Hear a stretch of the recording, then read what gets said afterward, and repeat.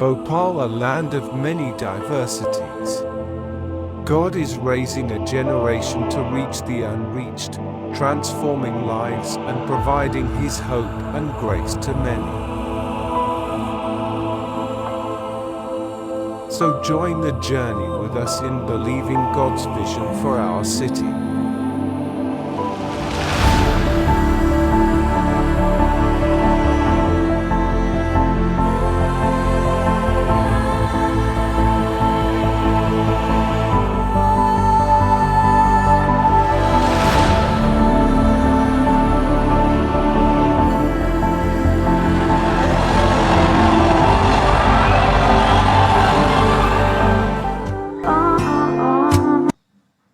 तू जब बुलाए दौड़ा मैं आऊं, मैं जब पुकारूं तू खड़ा हो जाए।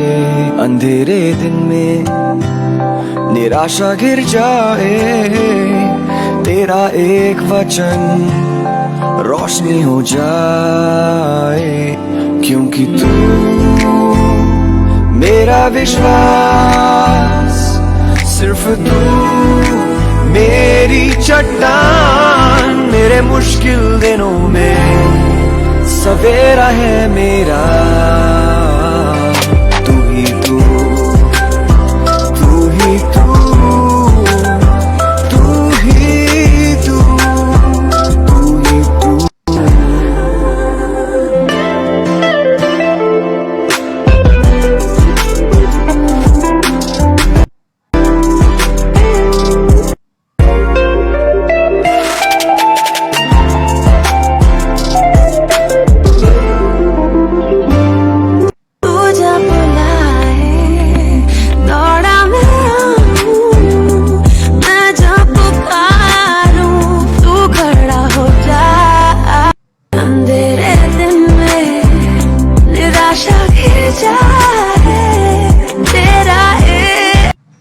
वचन रोशनी हो जाए।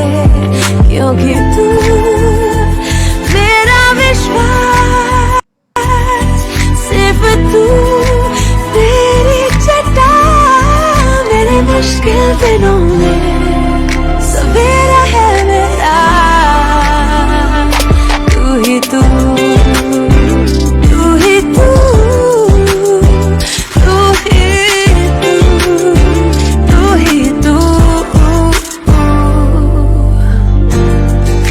सोच से भी बढ़कर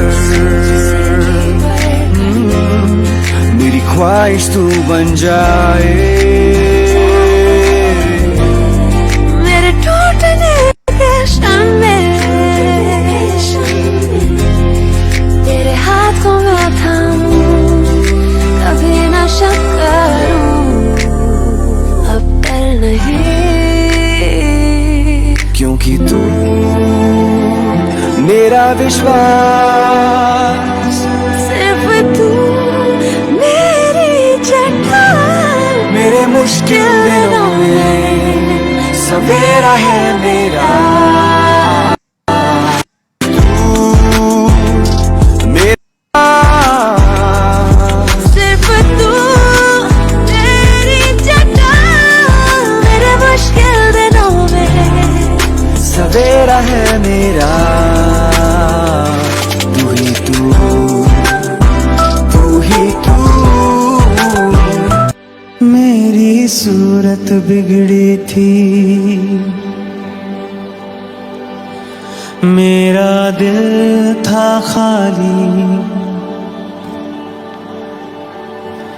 तूने सींचा लहू से ताकि आए हरियाली। मेरी सूरत बिगड़ी थी, मेरा दिल था खाली, तूने सींचा लहू से ताकि आए हरियाली। क्यों ना बोलूं फिर मैं तेरी जय जयकार, क्यों ना बोलूं फिर मैं तेरी जय जयकार। जय जयकार जय जयकार, तूने मेरे लिए क्या कुछ ना किया। जय जयकार जय जयकार, तूने मेरे लिए क्या कुछ ना किया।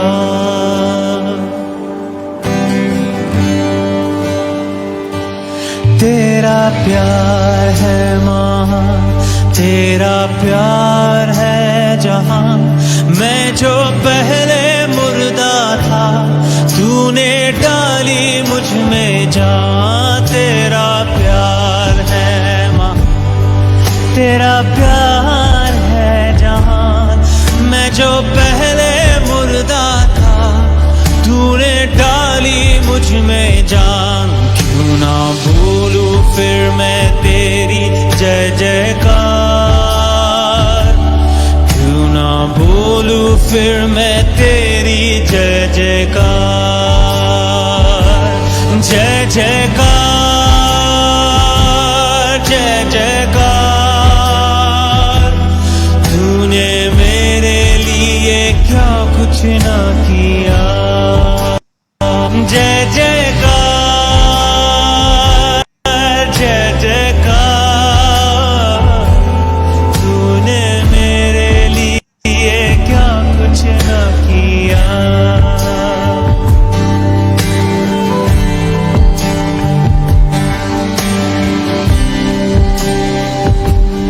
अपनी रूह से भर दिया, अपनी शक्ति मुझको दी, ताकि दूं मैं गवाही तेरे जी उठने की। अपनी रूह से भर दिया, अपनी शक्ति मुझको दी, ताकि दूं मैं गवाही तेरे जी उठने की। क्यों ना बोलूं फिर मैं तेरी जय जयकार,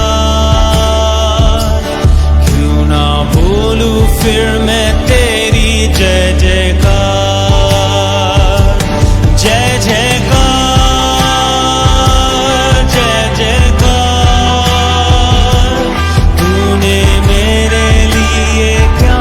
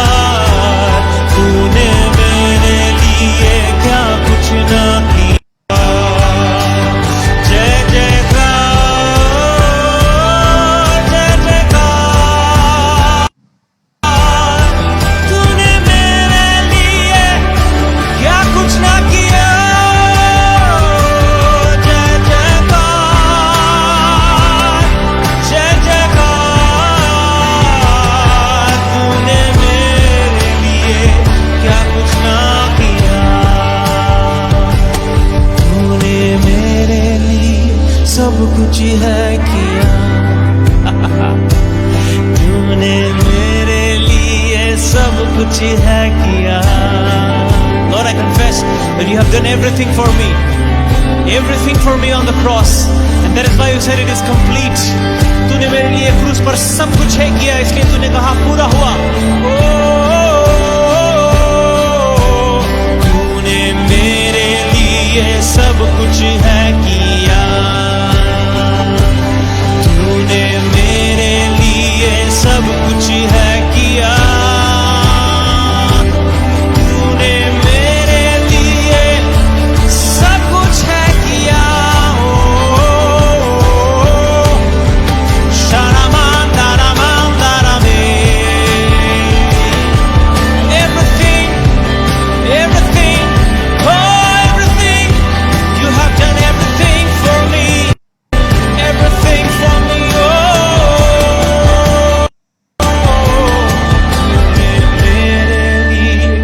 सब कुछ है किया.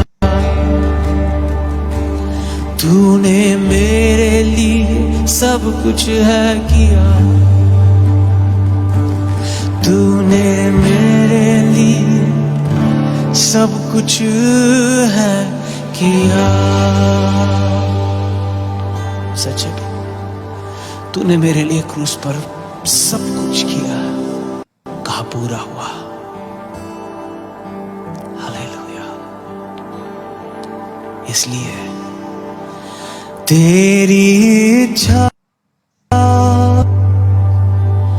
पूरी हो जा. हाथों में तेरे जीवन है.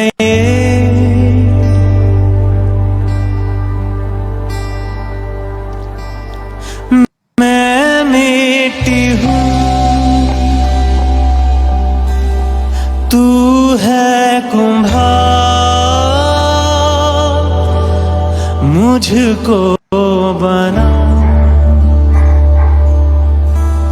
मुझको बना. फिर से गाए. तेरी इच्छा पूरी हो जा. हाथों में तेरे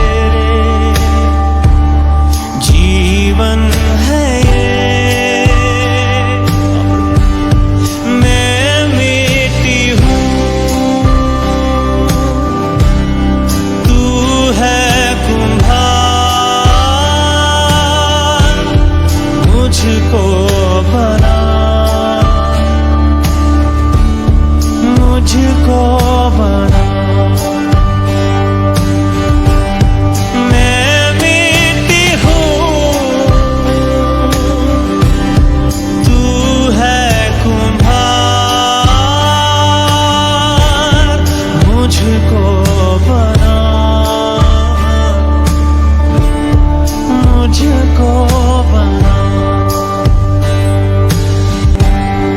अपनी मर्जी से चलता रहा. तुझको कभी भी अपना ना कहा. लेकिन प्रभु आज से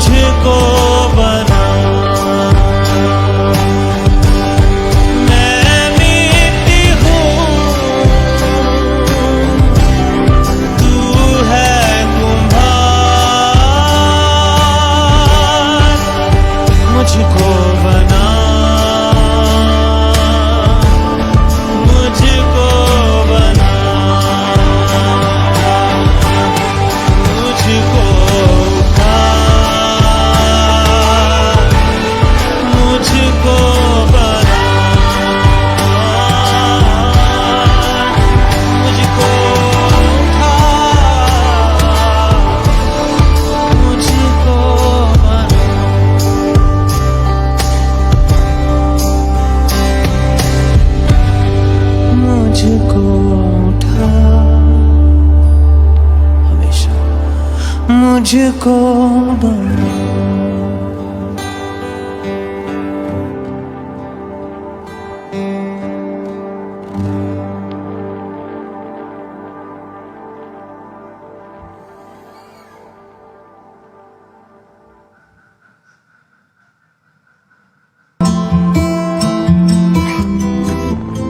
मेरी आंखें तू खोल कि तुझको मैं देखूं,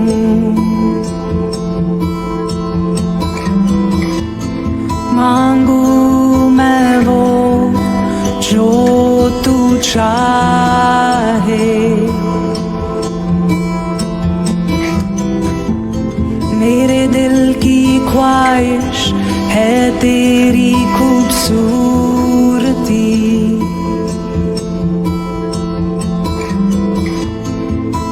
मेरी नजरें लगी तुझ पे ही।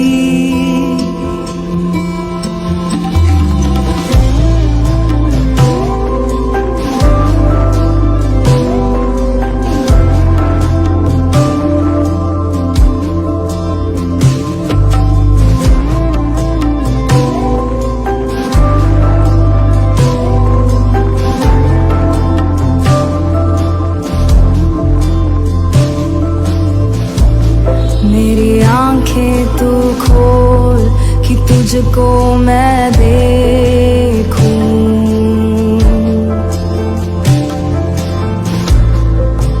मांगू मैं वो जो तू चाहे। मेरे दिल की ख्वाहिश है तेरी खूबसूरती,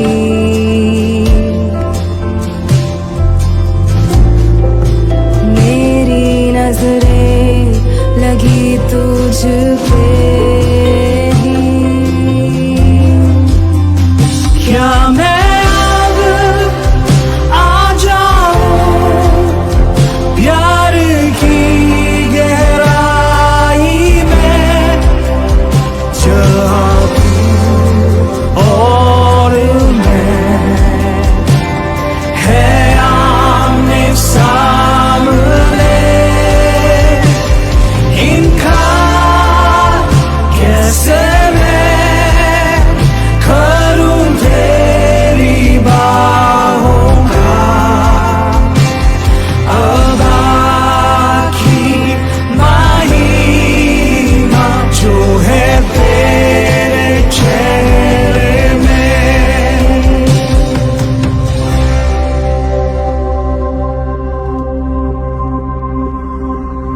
हो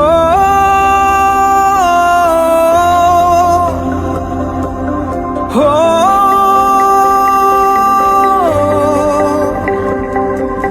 हो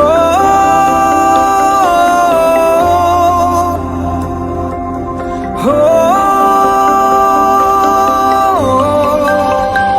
यीशु मैं बनूं आंखें तेरी, मैं बनूं तेरे काम, मैं बनूं दिल तेरा, मैं बनूं तेरी आवाज़। यीशु मैं बनूं आंखें तेरी, मैं बनूं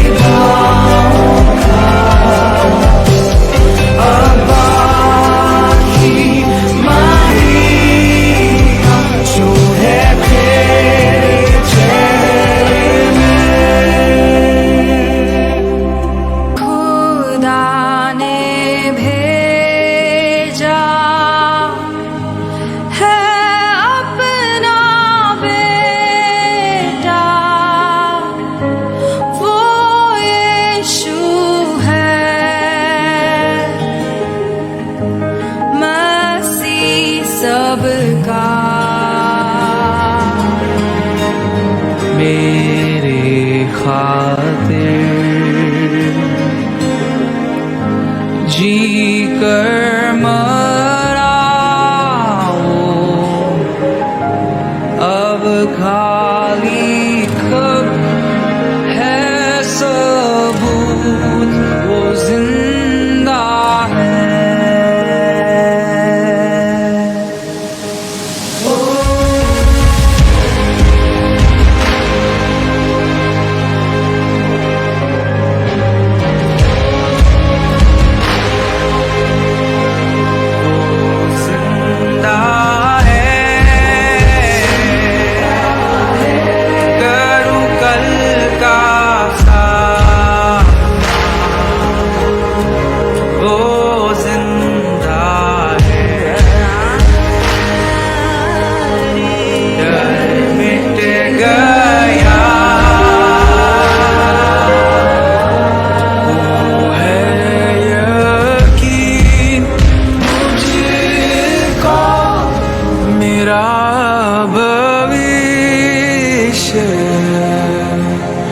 उसके हाथों में सुरक्षित है वो जिंदा है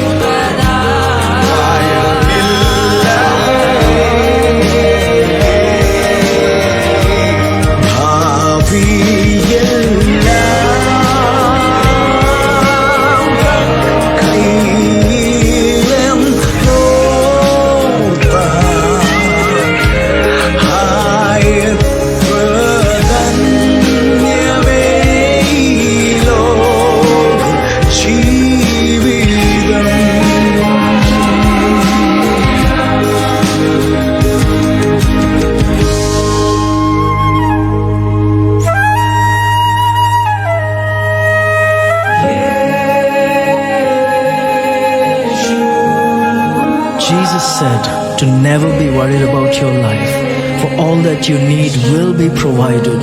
Food, water, clothing, and even healing. Everything. Because there's so much more to your life than this. Look at the birds. Do you think they worry about their life? They don't plant or reap or store up. Yet your heavenly Father provides abundantly for them. Aren't you much more valuable to your Father than they? So, don't lose hope. Rather, like Ruth, cling to a strong hope against all hopes. Because that hope is not a feeling, it is a man, and his name is Jesus. And then one day I'll cross the river. I'll fight life's fight, fight a war with me, and then as death gives way to victory, I'll see the light of glory, and I'll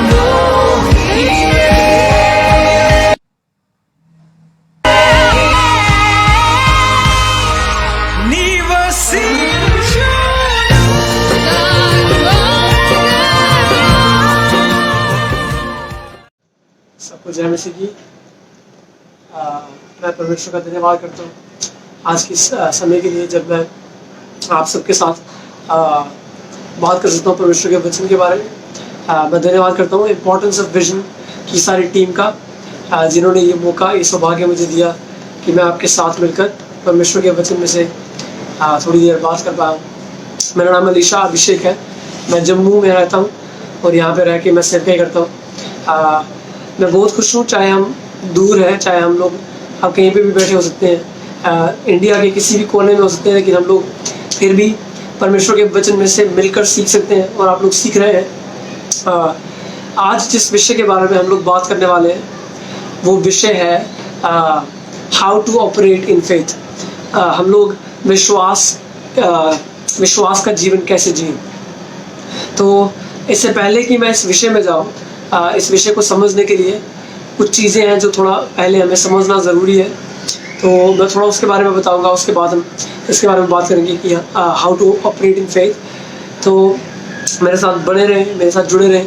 मैं आशा करता हूँ अगर आपके पास Bible है या अगर आपके पास अगर आप फ़ोन पे बाइबल यूज़ करते हैं तो मेरे साथ आयतों को निकालते रहें और मैं आशा करता हूँ कि आप लोग आशीषित होंगे, आप लोग चंगे होंगे। परमेश्वर का वचन का स्वभाव है, उसका नेचर ट्रांसफॉर्मेटिव नेचर है।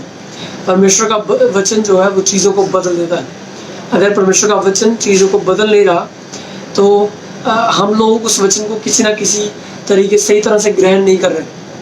इब्रानियों में लिखा है कि जो सुसमाचार हमने सुना वही सुसमाचार इजराइलियों को सुनाया गया, लेकिन उनको कोई प्रतिफल उससे नहीं मिला, क्योंकि वचन कहता है उन्होंने विश्वास के साथ वचन को मिक्स नहीं किया और उसकी वजह से उन्होंने सुसमाचार सुना लेकिन उसका कोई प्रतिफल उन्हें नहीं मिला। लेकिन मैं आशा करता हूँ कि आज जो वचन हम लोग सुनेंगे, हम लोग विश्वास के साथ उस वचन को ग्रहण करेंगे और वो 30, 60, 100 गुना हमारे जीवनों में फल लेकर आएगा। मैं सीधा विषय में जाना चाहता हूँ। पहला पहलू जो मैं बात करना चाहता हूँ आज इस चीज़ के बारे में कि how to operate in faith, विश्वास में कैसे चले, वो ये है कि पहली चीज़ हमें ये जानना ज़रूरी है कि मनुष्य एक 3 डायमेंशनल बीइंग है। मनुष्य केवल शरीर नहीं है, मनुष्य केवल प्राण नहीं है, मनुष्य केवल आत्मा नहीं है। मनुष्य 3 डायमेंशनल बीइंग है। वो उसके अंदर एक आत्मा है, उसके पास एक प्राण है और उसके पास एक शरीर है। समस्या ये है कि कई बार हम लोग केवल शरीर के बारे में सोचते हैं और आत्मा के बारे में हम सोचते नहीं, या कई बार हम लोग शायद हो सकता है कि हम लोग प्राण के बारे में भी सोचते हों, लेकिन आत्मा के बारे में बहुत कम लोग हैं जो सोचते हैं। लेकिन ह्यूमन बीइंग, एक इंसान, एक मनुष्य 3 डायमेंशनल है अपने नेचर में। हमारे अंदर एक आत्मा है, एक प्राण है और एक शरीर है। हम वचन में से देखेंगे कि जब परमेश्वर ने मनुष्य को बनाया तो उसी समय उसने इन तीनों चीज़ों की रचना की। मेरे साथ निकाले आप उत्पत्ति, उसका 2 अध्याय उसकी 7 आयत। उत्पत्ति 2 अध्याय उसकी 7 आयत में ऐसा लिखा है, and the Lord God formed Adam from the man of the dust of the ground and breathed into his nostrils the breath of life and man became a living soul। Hindi में ऐसा बोलता है कि तब परमेश्वर ने मिट्टी के साथ इंसान की रचना की और अपना श्वास उसके अंदर फूंका और मनुष्य एक जीवित प्राणी बन गया। तो इस एक ही आयत में आप तीनों चीज़ों को देख सकते हैं। पहली चीज़ आप देखते हैं कि उसका हमारा शरीर जो है वो उसने मिट्टी के साथ बनाया। दूसरी चीज़ हम देखते हैं कि उसने अपना श्वास हमारे अंदर फूंका, जिससे हमें ये पता चलता है कि जो शब्द श्वास है या ब्रेथ है वो स्पिरिट को दर्शाता है या आत्मा को दर्शाता है। तो परमेश्वर ने अपना अंश, अपना आत्मा मनुष्य के अंदर फूंका और अंत में लिखा है कि मनुष्य जीवित प्राणी बन गया। तो आप तीनों चीज़ों को देख पा रहे हैं, शरीर, आत्मा और प्राण। हमारा शरीर परमेश्वर ने मिट्टी से बनाया, हमारी आत्मा परमेश्वर ने हमारे अंदर फूंकी और उसकी वजह से मनुष्य एक जीवित प्राणी बन गया। और बहुत सारी आयतें हैं जो इस चीज़ को एक्सप्लेन करती हैं कि मनुष्य केवल आत्मा नहीं, केवल प्राण नहीं, केवल शरीर नहीं है, बल्कि मनुष्य एक 3 डायमेंशनल बीइंग है। तो मैं अपने संदेश में ही हूँ, लेकिन आपको समझाने के लिए पहला पॉइंट ये है, understanding that man is a 3 dimensional being. अगर आप विश्वास में चलना चाहते हैं तो पहली चीज़ आपको समझनी है कि मनुष्य एक 3 डायमेंशनल व्यक्ति है। दूसरी चीज़ हमें जो समझनी है वो ये है कि जब हम नया जन्म पा लेते हैं तो हमारा कौन सी जगह है जो नया जन्म पाती है, जो बदल जाती है। अब हम एक आयत पढ़ेंगे, 2 कुरिन्थियों उसका 5 अध्याय उसकी 17 आयत, और वहाँ पे ऐसा लिखा है कि बहुत ही प्रसिद्ध आयत है। मैं आशा मुझे लगता है कि काफ़ी लोग शायद इसको उनको याद होगा। यहाँ पे क्या लिखा है, 2 कुरिन्थियों उसका 5 अध्याय उसकी 17 आयत, वहाँ लिखा है कि अतः अब जो मसीह यीशु में है वह एक नई सृष्टि है। इंग्लिश में लिखा हुआ है, if anyone is in Christ he is a new creature, old things have passed away, behold all things have become new। तो यहाँ पे वो कह रहा है कि अतः अब जो मसीह यीशु में है वो एक नई सृष्टि है, पुरानी चीज़ें खत्म होगी, देखो सब कुछ नया हो गया। अब मेरा सवाल आपसे ये है कि वो कौन सी चीज़ है जो नई हुई है? क्या वो आपका शरीर है, क्या वो आपका प्राण है, या वो आपकी आत्मा है?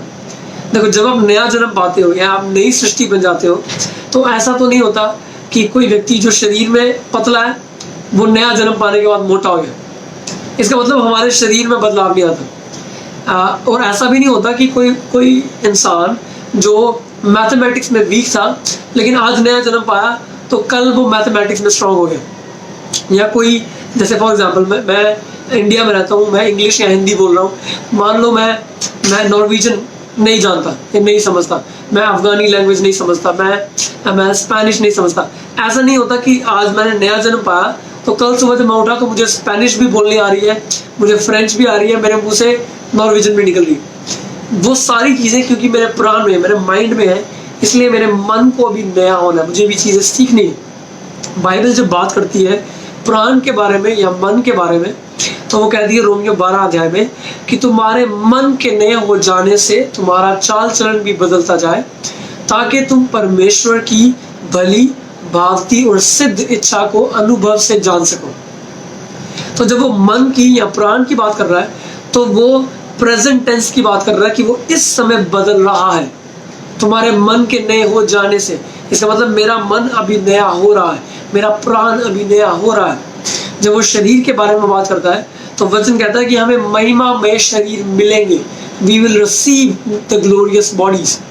तो वो फ्यूचर में होने वाली चीज़ है। लेकिन जब भी परमेश्वर का वचन हमारी स्पिरिट के बारे में बात करता है तो उस समय परमेश्वर का वचन हमेशा पास्ट टेंस में बात करता है, भूतकाल में बात करता है। जैसे फॉर एग्जाम्पल इस आयत को हमने पढ़ा, if anyone is in Christ he is a new creation, he is a new creation, old has passed away, वो बीत चुका है। लेकिन कहाँ बीत चुका है? मेरी स्पिरिट में, मेरे प्राण में भी सब कुछ वैसा है, मेरे शरीर में भी सब कुछ वैसा है।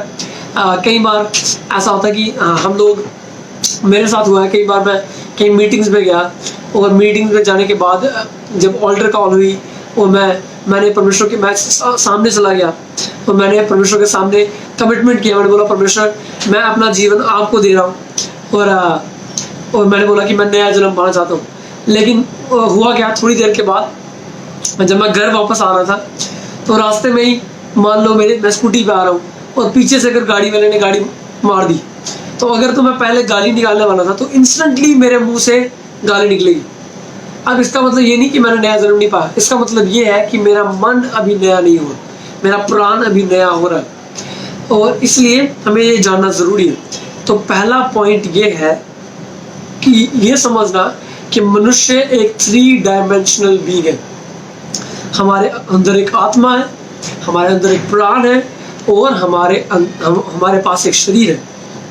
हम केवल आत्मा नहीं है, हम केवल शरीर नहीं है, और हम केवल आत्मा, केवल प्राण और केवल शरीर नहीं है। हम एक 3 डायमेंशनल बीइंग है। और ये जानना बहुत ही इम्पोर्टेंट है हमारे लिए कि हम इस चीज़ को समझें, विश्वास का जीवन जिए।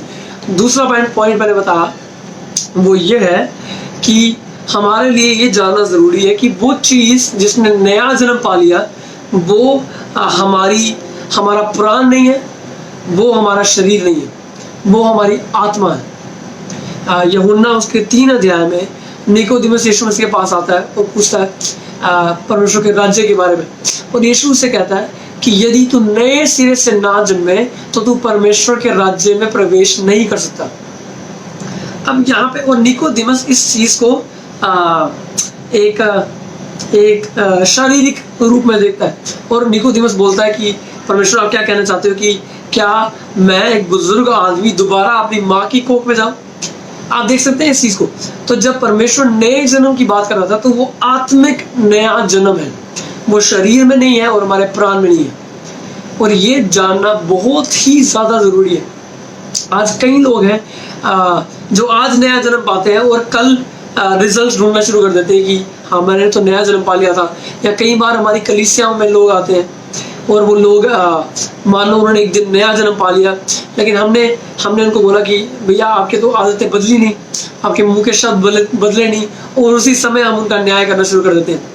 लेकिन हमें ये जानना है कि नया जन्म उनकी आत्मा में उन्होंने पाया, और वो नया जन्म का जो प्रभाव है वो आहिस्ता आहिस्ता जैसे जैसे उनका मन नया होगा, जैसे जैसे उनका प्राण नया होगा, वैसे वैसे उनके शरीर में प्रकट किया जाएगा। आमीन। तो ये जानना बहुत ही ज़रूरी है। एक और आयत में पढ़ता हूँ, इफिसियों उसका 1 अध्याय उसकी 3 आयत। ये आयत कहती है कि हमारी आत्मा के बारे में यह आयत है, और यहाँ पे लिखा है, Blessed be the God and Father of our Lord Jesus Christ, who has blessed us with every spiritual blessing in the heavenly places in Christ. तो वो कह रहा है, पौलुस यहाँ पे कह रहा है कि परमेश्वर यीशु मसीह में मुझे सब प्रकार की आशीषें मिल चुकी हैं स्वर्गीय स्थानों में।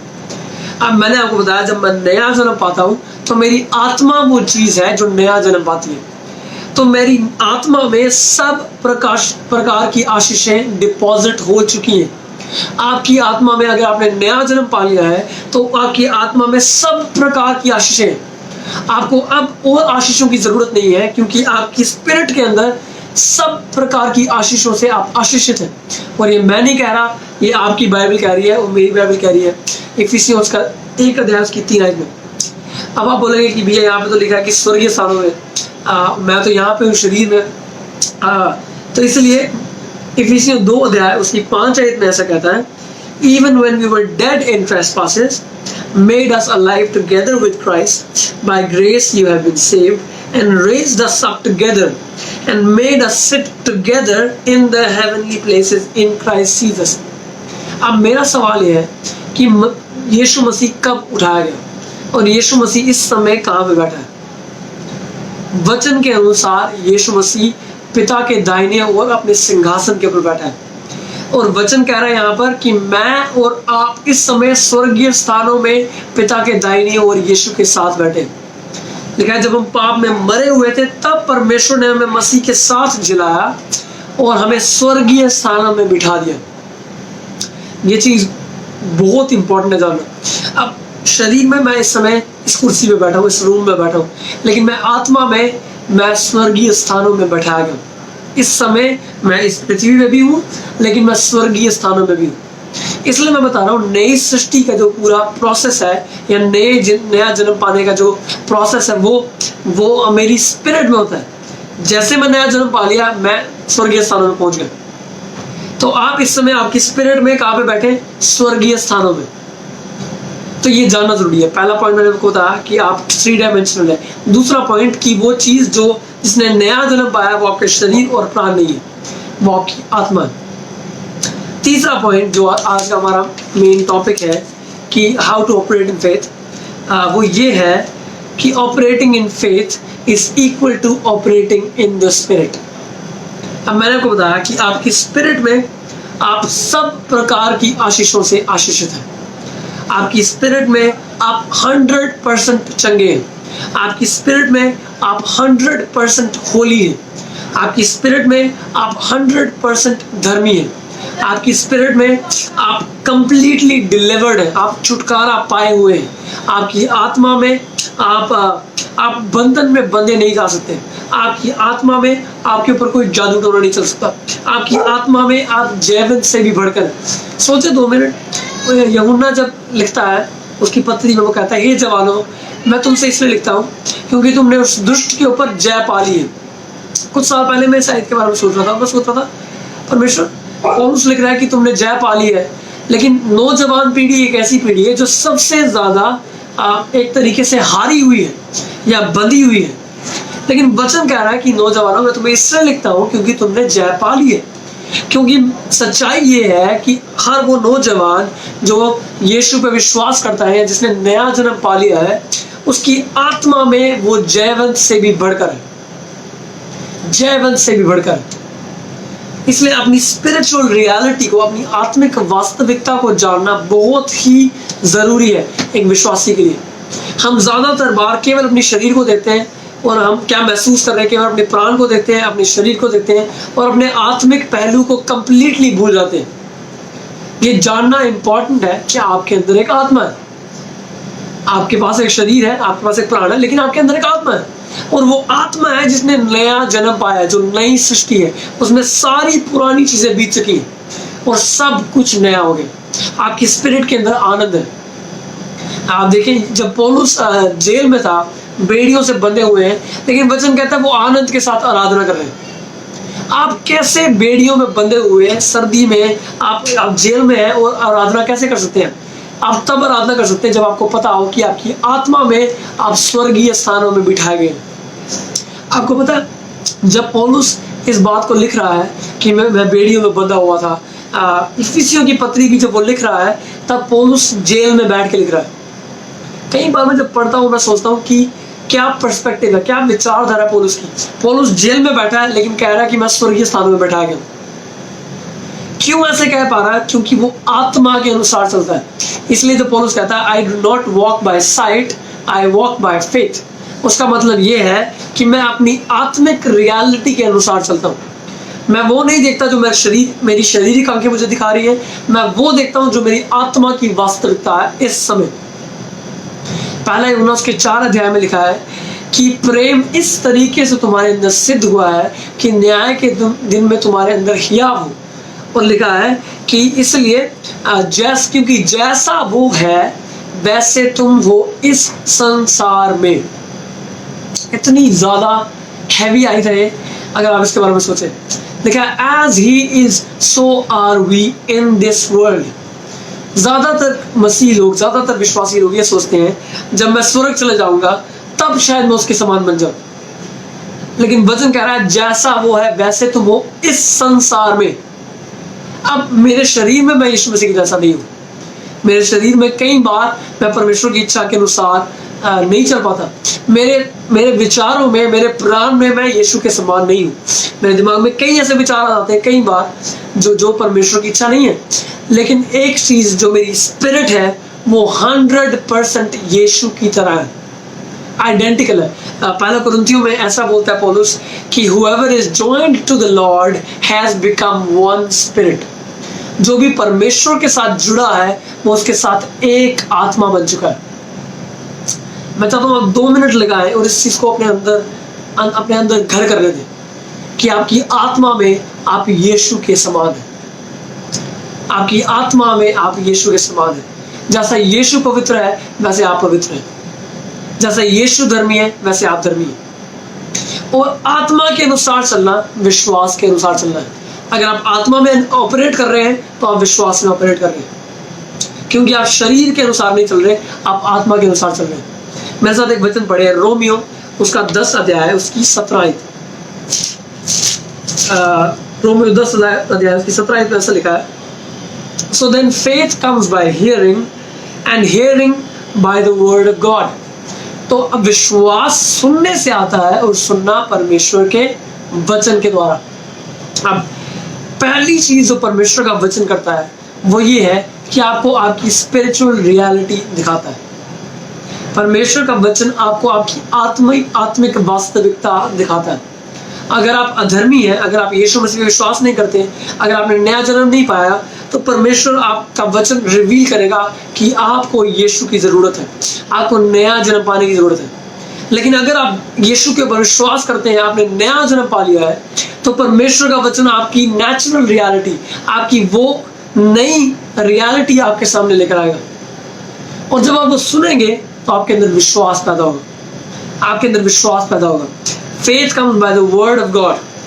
परमेश्वर का वचन हमको हमारी स्पिरिचुअल रियलिटी दिखाता है और साथ साथ वही वचन हमारे अंदर विश्वास पैदा करता है ताकि मैं स्पिरिचुअल रियलिटी पे विश्वास करूं और अपनी फिजिकल रियलिटी पे ना विश्वास करूं। रोमियो 8 में वो कहता है कि शरीर पर मन लगाना तो मृत्यु है, लेकिन आत्मा पर मन लगाना जीवन और शांति है।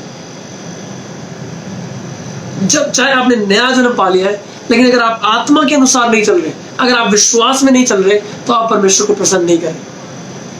इब्रानियों 11 अध्याय में लिखा है, एक बार पढ़ते हैं। इब्रानियों उसका 11 अध्याय में ऐसा कहता है कि उसके शायद 4 आयत में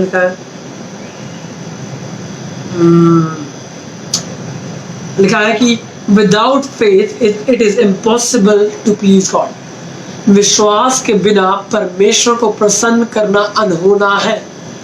तो अगर फॉर एग्जाम्पल आपने नया जन्म पा लिया और आपकी स्पिरिचुअल रियलिटी में आप चंगे हैं, आप धर्मी हैं, आप पवित्र हैं, आप डिलीवर्ड हैं, आप छुटकारा पा चुके हैं, आप ब्लेसड हैं, तो अगर आप उस चीज़ पर विश्वास नहीं करते और आप सिर्फ अपने शरीर पर ध्यान लगाते रहते, सिर्फ ये सोचते हैं कि यार मेरे को शरीर में तो मुझे ब्लेसड महसूस नहीं हो रहा, मेरे शरीर में तो मैं बीमार हूँ, मेरे शरीर में मुझे तनाव महसूस हो रहा है, मैं डिप्रेस्ड हूँ, मेरे मन में मैं डिप्रेस्ड हूँ, मैं बाउंड हूँ, तो वो कह रहा है आप विश्वास में ऑपरेट नहीं कर रहे। विश्वास में ऑपरेट करने का मतलब है कि आप अपनी स्पिरिट के अनुसार ऑपरेट कर रहे हैं, अपनी स्पिरिचुअल रियलिटी में ऑपरेट कर रहे हैं। फॉर एग्जाम्पल, मैं अगर आपको एक चेक दे दूँ जो $1 मिलियन का हो, $1 मिलियन का चेक, तो मैं आपको बोलूँ कि ये सर ये आपका चेक है, आप इसको जैसे चाहे वैसे इस्तेमाल कर सकते हैं। और जब आपने ले लिया वो चेक, अब वो सारे पैसे आपके अकाउंट में हैं, लेकिन जब तक आप उसे विड्रॉ नहीं करते, आप उसे इस्तेमाल नहीं कर सकते। वो बड़े अच्छे लग रहे हैं, बैंक अकाउंट में अच्छे लग रहे हैं, लेकिन 2 मिनट के लिए पहले ये सोचें कि जब आपको पता चलेगा कि आपके अकाउंट में $1 मिलियन हैं, तो क्या आपका लाइफस्टाइल चेंज होगा? एब्सोल्युटली। क्या आपका जीवन को देखने का तरीका चेंज होगा? बिल्कुल। क्या आप आनंदित होंगे? बिल्कुल। और ये सिर्फ शारीरिक पैसे, मैं कह रहा हूँ कि स्वर्ग की सारी प्रकार की आशीषें आपकी स्पिरिट के अंदर डिपॉजिट कर दी गई हैं। क्या ये सत्य को जानकर हमारा जीवन शैली बदलना नहीं चाहिए? बिल्कुल बदलना चाहिए। और विश्वास एक ऐसी चीज़ है जो मेरी स्पिरिट में है, उसे वो शरीर में लेकर आता है, उसको वो मैनिफेस्ट करवाता है। सही में? तो ये जानना ज़रूरी है कि पहले हमारी स्पिरिचुअल रियलिटी क्या है, मेरे आत्मा की वास्तविकता क्या है, और मैं उस आत्मा की वास्तविकता में चलता हूँ। एक बार मैं रात को सोया था और लगभग 3:30-4 बजे के आसपास मुझे ज़बरदस्त खांसी होना शुरू हो गई। इतनी खांसी हो रही है कि मैं सांस नहीं ले पा रहा, और कम से कम 15-20 मिनट तक वो चलता रहा। और मैं उठा और मैं अपने लिविंग रूम में गया और मैं प्रार्थना करना शुरू किया। मैंने कन्फेस करना शुरू किया, यीशु मसीह के कोड़े खाने से मैं चंगा हो गया, यीशु मसीह के कोड़े खाने से मैं चंगा हो चुका हूँ। और जब मैं ये बोल रहा हूँ, मेरे से बोला भी नहीं जा रहा क्योंकि मैं खांसी कर रहा हूँ साथ साथ। अब मेरे शरीर में मुझे चंगाई महसूस नहीं हो रही थी, लेकिन मैं ये जानता था कि मेरी आत्मा में 100% चंगाई है। अब विश्वास के द्वारा मैं उस चंगाई को ग्रहण कर सकता हूँ। तो मैं क्या कर रहा था? मैं विश्वास कर रहा था उस रियलिटी के ऊपर जो मेरी आत्मा की है। तो मैं नहीं कह रहा कि 2 सेकंड में मैं ठीक हो गया, मैं नहीं कह रहा आधे घंटे में, लगभग 6:30 बजे तक मैं बोलता रहा, मैं कन्फेस करता रहा, यीशु मसीह के कोड़े खाने से मैं चंगा हो चुका हूँ, यीशु मसीह के कोड़े खाने से मैं चंगा हो चुका हूँ। और 6:30 बजे के बाद पूरी मेरी वो जो खांसी थी, मेरा बुखार था, कंप्लीटली ठीक हो गया। मेरे कहने का मतलब है आप सेम टाइम में 2 रियलिटीज में जी रहे हैं। एक है आपकी शारीरिक रियलिटी, एक आपकी आत्मिक रियलिटी। विश्वास में ऑपरेट करने का मतलब ये हुआ कि आप अपनी आत्मिक रियलिटी में ऑपरेट करते हैं। समस्या ये है कि आपकी आत्मिक रियलिटी ज्यादातर बार आपको दिखाई नहीं देती, इसलिए मैं विश्वास सही है। शारीरिक रियलिटी हमें दिखाई दे रही है, हमको दिखाई दे रहा है कि भी मेरे पास पैसे नहीं है, मेरे पास ये नहीं है, मेरे पास ये है, ये नहीं है, मैं डिप्रेस्ड हूँ, मैं मानसिक रूप से मैं परेशान हूँ, फाइनेंशियल क्राइसिस में चल रहा हूँ। लेकिन आपकी स्पिरिचुअल रियलिटी है कि आप आज़ाद हैं, आप प्रोटेक्टेड हैं, आप ब्लेस्ड हैं। इस संसार में जब आसपास पूरी दुनिया में फाइनेंशियल क्राइसिस चल रहे हैं, लोगों की जॉब जा रही हैं, लोग बीमार हो रहे हैं, डर का माहौल है, मृत्यु का माहौल है, मैं आपको बताना चाहता हूँ आपकी स्पिरिट में आप कंप्लीटली प्रोटेक्टेड हैं। आपकी स्पिरिट में वो चंगाई है जो जो जो जो आपको प्रोटेक्ट करके रख सकती है हर प्रकार के वायरस से। और विश्वास में ऑपरेट करने का मतलब होगा कि चाहे मेरे आसपास के हालात अलग हैं, लेकिन मैं एक ऐसी बुनियाद पे खड़ा हूँ जिसकी वजह से मैं टलूंगा नहीं। यीशु मसीह ने एक दृष्टांत बताया बहुत ही अच्छा। यीशु मसीह ने बताया दो व्यक्ति थे, एक मूर्ख व्यक्ति और एक बुद्धिमान व्यक्ति। मूर्ख व्यक्ति वो था जिसने अपने घर को बालू के ऊपर बनाया या रेत के ऊपर बनाया। बुद्धिमान वो व्यक्ति था जिसने अपने घर को चट्टान पे बनाया। और वचन कहता है कि तूफान आए और आंधियां चली। अब मुझे बताओ, सिर्फ इसलिए क्योंकि बुद्धिमान व्यक्ति ने अपने घर को चट्टान पे बनाया था, क्या ऐसा हुआ कि उसके घर के ऊपर तूफान नहीं आया? उसके घर पे भी तूफान आया, लेकिन क्योंकि उसकी फाउंडेशन स्ट्रांग थी, इसलिए वो तूफान उसके घर को तबाह नहीं कर पाया। हमें बुद्धिमान बनना है और अपनी बुनियाद को अपनी आत्मिक वास्तविकता के ऊपर बनाना है, मसीह के ऊपर बनाना है, उसके पूरे किए हुए काम के ऊपर बनाना है। और विश्वास कर्म के बिना अधूरा है। मैं एक वचन पढ़ना चाहता हूँ, याकूब उसका 1 अध्याय उसकी 22 आयत पढ़ेंगे। कहता है, but be doers of the word and not hearers only, deceiving yourself, for if anyone is a hearer of the word and not a doer, he is like a man observing his natural face in a mirror, for he observes himself, goes away and immediately forgets what kind of man he is. वो कह रहा है वचन के केवल सुनने वाले नहीं बल्कि वचन पर चलने वाले बनो। क्योंकि एक व्यक्ति जो केवल वचन को सुनता है और उस पर चलता नहीं है, वो एक ऐसे व्यक्ति के समान है जिसने अपने चेहरे को आईने में देखा लेकिन भूल गया कि वो कैसा दिखाई देता है। परमेश्वर का वचन आपको आपकी स्पिरिचुअल रियलिटी दिखाता है। आपकी स्पिरिचुअल रियलिटी है कि आप राइचस हैं। तो फॉर एग्जाम्पल, मैं वचन में पढ़ रहा हूँ, मैंने नया जन्म पा लिया और मैं वचन में पढ़ रहा हूँ यीशु के कोड़े खाने से मैं चंगा हो गया। मैं वचन में पढ़ रहा हूँ कि मैं एक नई सृष्टि हूँ, मुझे परमेश्वर ने अंधकार के राज्य से निकाल कर मुझे ज्योति के राज्य में डाल दिया। परमेश्वर ने मुझे सब प्रकार की आशीषों से आशीषित कर दिया। परमेश्वर के साथ मैं इस समय स्वर्गीय स्थानों में बैठाया गया हूँ। ये मैं वचन में पढ़ रहा हूँ और ये एक आईने के समान मेरे सामने है जो मुझे अपनी शक्ल दिखा रहा है।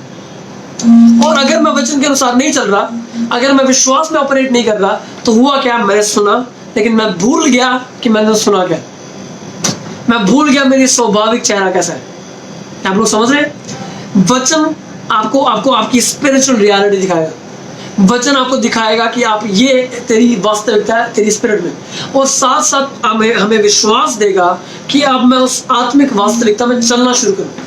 लेकिन अगर आप केवल वचन को सुनते हैं और उसके अनुसार चलते नहीं, तो फिर आप विश्वास में ऑपरेट नहीं कर सकते। ये एक सच्चाई है।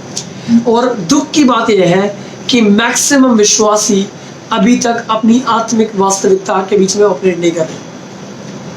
आज कोरोना वायरस है तो वो लोग डर में बैठे, कहीं मुझे ना हो जाए, कहीं मैं काम पे नहीं जाऊंगा, मैं बाहर नहीं जाऊंगा, मैं ये नहीं करूंगा, मैं वो नहीं करूंगा। मैं नहीं कह रहा कि हम बेवकूफ़ हो जाएं और कोई प्रिकॉशन ना लें, लेकिन मैं कह रहा हूँ कि विश्वास करें आपकी स्पिरिचुअल रियलिटी में। मेरे एक रिश्तेदार है, वो मेडिकल डिपार्टमेंट में है और हॉस्पिटल में काम करते थे, और उनके जिस वार्ड में वो काम कर रहे थे उस वार्ड में एक कोविड पेशेंट था, जिसकी वजह से जितने लोग उस वार्ड में काम कर रहे थे सबको कोरोना वायरस हो गया। और मेरे रिश्तेदार जो थे उनको भी वायरस हो गया और हमारा पूरा परिवार मिलकर प्रार्थना करने लगा और इस समय वो पूरी तरह से ठीक है। हमारे यहाँ पे एक बाइबल स्कूल है और पिछले साल के बैच में एक लड़की थी जो बाइबल स्कूल में स्टूडेंट थी जो वापस घर में जा रही थी। उसी समय का टाइम था जब ये वायरस का टाइम चल रहा था। और हुआ क्या, क्योंकि वो लोगों के बीच में थी, उनका जब टेस्ट किया गया तो वो कोविड पॉजिटिव थे और वो हमें फ़ोन कर रहे थे और बोलने लगे भैया ये कैसे हो सकता है। लेकिन हमने उनके लिए प्रार्थना की, उन्होंने प्रार्थना की और वो उनकी अगले 2 दिन के बाद रिपोर्ट आई और वो 100% चंगे थे। मेरा कहने का मतलब है आपके स्पिरिट के अंदर वो पावर है, ये आपकी स्पिरिचुअल रियलिटी है, क्योंकि आपकी स्पिरिट परमेश्वर के साथ एक हो चुकी है। तो विश्वास में ऑपरेट करने का सिंपल भाषा में मतलब है, खास तौर पे एक नए विश्वासी के लिए, एक नया जन्म पाए हुए व्यक्ति के लिए, कि आप अपनी आत्मा में ऑपरेट कर लें। एक आखिरी आयत बोल के मैं खत्म करूंगा। वचन में लिखा है रोमियो 8 में कि आत्मा पर मन लगाना तो जीवन और शांति है, शरीर पर मन लगाना मृत्यु है। तो चाहे आपने नया जन्म पा लिया, लेकिन अगर आप शरीर पर मन लगा रहे हैं, केवल आपका शरीर आपकी अगुवाई कर रहा है, तो हमारे जीवनों में मृत्यु मैनिफेस्ट होगी। लेकिन वचन के अनुसार अगर हम अपनी आत्मा पर मन लगाते हैं, अपनी आत्मा की अगुवाई में चलते हैं, अपनी स्पिरिचुअल रियलिटी को देखकर चलते हैं, विश्वास में ऑपरेट करते हैं, तो हमारे जीवनों में परमेश्वर का जीवन मैनिफेस्ट होगा और शांति मैनिफेस्ट होगी। जीवन और शांति ऐसी चीज है जो संसार में नहीं मिल रही। यीशु मसीह ने कहा मैं अपनी शांति तुम्हें देता हूँ जो संसार नहीं दे सकता। यीशु मसीह ने आया और वो कहता कि मैं तुम्हें जीवन देने आया हूँ और बहुतायत का जीवन देने आया हूँ। ये 2 ऐसी चीजें हैं जो संसार हमें नहीं दे सकता। तो अगर तो आज आप मुझे सुन रहे हैं और आप सोच रहे हैं कि ये कौन सी रियलिटी की बात कर रहे हैं, तो आपके पास एक न्योता है, या आप यीशु में विश्वास कर सकते हैं, नया जन्म पा सकते हैं और ये रियलिटी आपकी रियलिटी हो सकती है आज इस समय। तो यीशु पे विश्वास करें और अगर आप नया जन्म पाए हुए हैं तो परमेश्वर के वचन को पढ़ना शुरू करें, इस पर मनन करें। जब आप पढ़ते हैं यहोवा मेरा चरवाहा मुझे कुछ घटी ना होगी, तो उस वचन के ऊपर ड्वेल करें, उसके ऊपर बैठ जाए, उसके बारे में सोचना शुरू करें। देखें कि यहोवा जो आपका चरवाहा है वो आपके साथ है, वो आपकी भलाई चाहता है, उसने सब कुछ आपके लिए उपलब्ध कर दिया। परमेश्वर आपकी ओर है, ये जानना जरूरी है। और जब आप ये सब कुछ जानते हैं तो अगर आप इसके अनुसार चल रहे हैं फिर आप विश्वास में ऑपरेट कर रहे हैं। कई लोग विश्वास को सोचते हैं कि भैया मुझे दिखा दो तो मैं मान लूँगा। मेरा एक दोस्त है, जब मैं छोटा था क्लास में तो मैं उसको सुसमाचार मजाक सुनाता था, तो वो मुझे बोलता था कि भाई मैंने परमेश्वर के सामने एक शर्त रखी है, जब वो काम परमेश्वर पूरा कर देगा तो मैं मान लूँगा। संसार के नज़र में इसको विश्वास करते हैं, ये विश्वास में चलना नहीं है। बाइबल कहती है इब्रानियों 11 में विश्वास अनदेखी चीज़ों का प्रमाण है, अनदेखी चीज़ों का प्रमाण। तो विश्वास ये है कि मैंने मान लिया है इसलिए मैं देखूंगा। ये विश्वास नहीं है कि मैं देख लूंगा तो मैं मान लूंगा। विश्वास ये है क्योंकि मैंने वचन में लिखा है, मैंने मान लिया है, इसलिए अब मैं देखूंगा। और जब आपने मान लिया तो सिर्फ वो आपके दिमाग में ना रहे, आप उसके अनुसार चलना शुरू कर रहे हो, आप ऑपरेट कर रहे हो उस विश्वास में।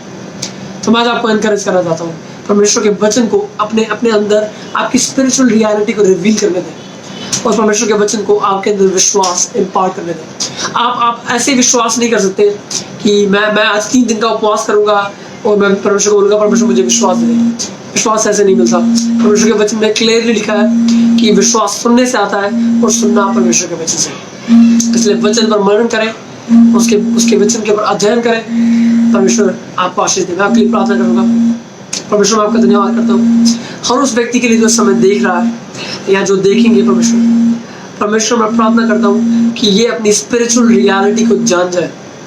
पिता एक जगह जहाँ पे इनकी आत्मा इनकी अगुवाई नहीं कर रही, यीशु मसीह आप इनकी मदद करें ताकि ये आत्मा में चलना शुरू करें, ताकि ये विश्वास में ऑपरेट करना शुरू करें। शख्स ये पौलुस की तरह कह सके कि मैं दृष्टि के अनुसार नहीं बल्कि मैं विश्वास के अनुसार चलता हूँ, मैं शरीर के अनुसार नहीं बल्कि मैं आत्मा के अनुसार चलता हूँ। परमेश्वर इन सबको आप आशीष दें। हमारी पीढ़ी में एक ऐसे लोगों को आप खड़ा करें परमेश्वर, जो वचन के लोग हो, the people of the word of God, परमेश्वर के वचन पर विश्वास करने वाले लोग, जो ये बोले अगर लिखा है मैं मान लेता हूँ और मैं उसके अनुसार जीऊंगा। पिता आप हमारी मदद करें, आप हमारी मदद करें, हमको ब्लेस करें, सबको ब्लेस करें यीशु मसीह। सारा आदर और महिमा हम आपको देते हैं, यीशु नाम से मांगते हैं और हमेशा आपको आशीष दें। मैं आशा करता हूँ कि आप ब्लेसिंग है। God bless you.